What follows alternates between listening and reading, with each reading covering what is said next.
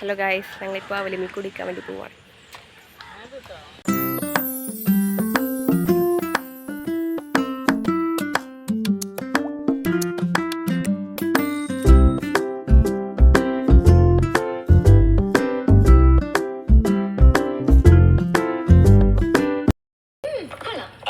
ഇങ്ങനെയാണ് ചോറ് കറിയാണിത് ചോറോടെ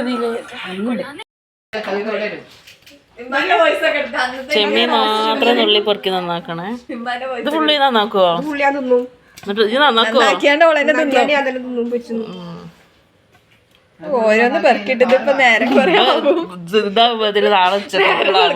പൊറുക്കിട്ട് കഴിയോ? ഒരാൾ ചെമ്മീൻ സ്പെഷ്യൽ, ഒരാൾ എന്താണ് അട സ്പെഷ്യൽ.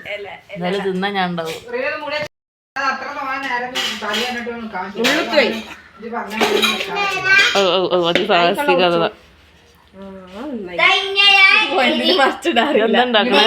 ഫ്രൈ റോസ്റ്റാ?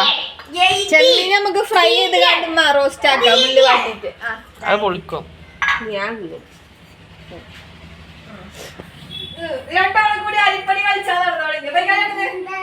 അതൊക്കെ വൈകുന്നേരമാണ് മീൻ നന്നാക്കല്.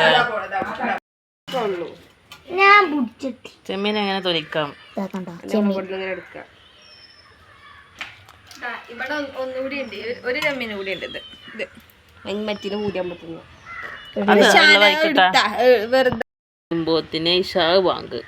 10 മിനിറ്റ് ഉണ്ട്. വെറ്റിനുണ്ട്. എത്ര രൂപ?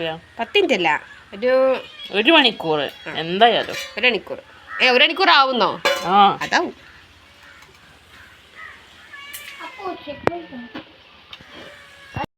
അപ്പോൾ ഇനി ഇലയടേൻ്റെ റെസിപ്പി നോക്കാം. അതിന് വേണ്ടി 1 കപ്പ് അരിപ്പൊടി, അതേ അളവിൽ തന്നെ വെള്ളം തിളപ്പിച്ചിട്ട് പൊടിയൊന്ന് നന്നായിട്ട് വാട്ടിയെടുക്കാം.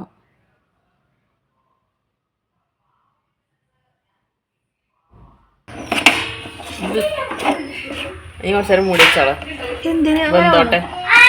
മൂടി വെക്കണത് പത്തിരിക്കൊക്കെ അങ്ങനെയാണ്.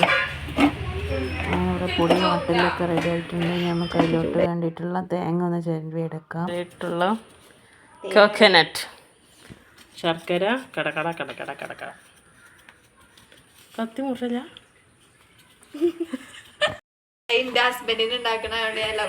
ഇലയുടെ ഷേപ്പും ടേസ്റ്റും തമ്മിൽ വലിയ മാറ്റമൊന്നും ഇല്ലാത്തതുകൊണ്ട് പ്രശ്നമില്ല.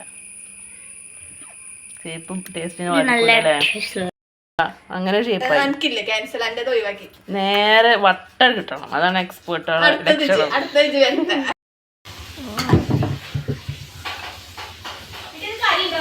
ഇല്ല ഞാൻ തേങ്ങ ചേരൂല കേട്ടോ.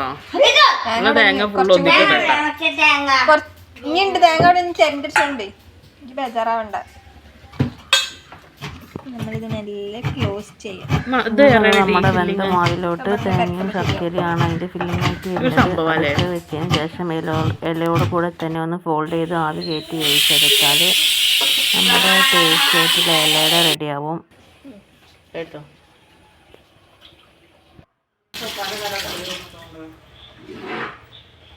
ഈ ഇലൻ്റെ കളറൊക്കെ ഒന്ന് മാറി വരുവോളം ആവി കയറ്റി വേവിച്ചെടുക്കാം. അപ്പോൾ നല്ല ടേസ്റ്റി ആയിട്ടുള്ള ഇലയുടെ ഇല റെഡി ആയിട്ടുണ്ട്.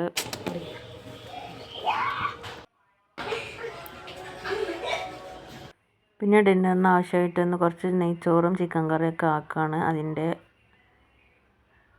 പണിയിലൊക്കെയാണ്. അങ്ങനെ നമ്മൾ നെയ്ച്ചോറും ചിക്കൻ കറിയൊക്കെ ആയി ഡിന്നറൊക്കെ കഴിച്ചു. അപ്പോൾ ഓക്കെ.